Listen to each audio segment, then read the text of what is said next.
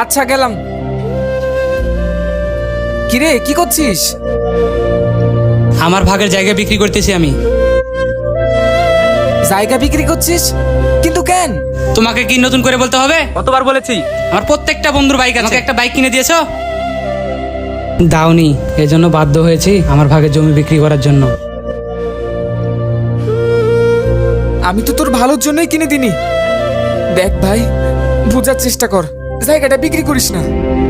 আপনার ভাইয়ের জমি আপনার ভাই বিক্রি করছে, আপনি বাধা দিচ্ছেন কেন?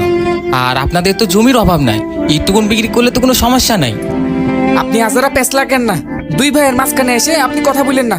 আপনি জানতো ভাই রে, তুই বোঝার চেষ্টা কর। বাপের জমিটা বিক্রি করে তুই বাইকটা কিনিস না।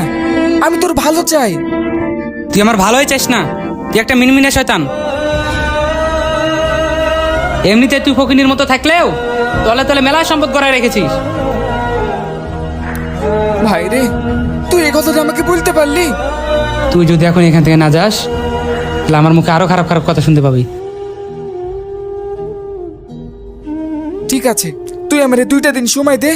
গোয়াল থেকে 2টা গরু বিক্রি করে তোকে আমি বাইক কিনে দিচ্ছি। এই কথাটা তো আগে বললেও পারতেন। জমি দেখানোর জন্য শুধু শুধু মানুষ নিয়ে আসতাম না। 2 দিন টাইম নিয়েছেন, 2 দিনের ভিতরে যেন বাইক পাই, কথাটা যেন মাথায় থাকে।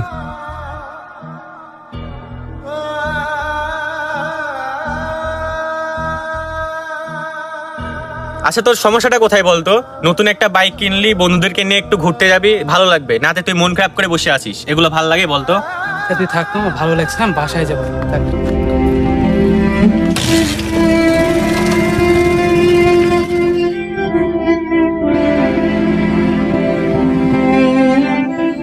কি ব্যাপার ভাই,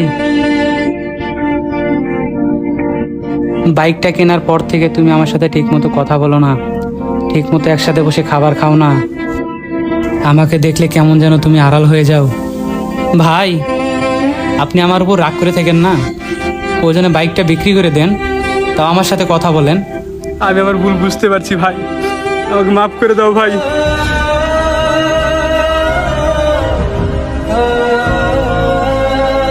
কিরে তুই কাঁদছিস কেন? ছোটরা ভুল করবে, এটাই তো স্বাভাবিক। ভাই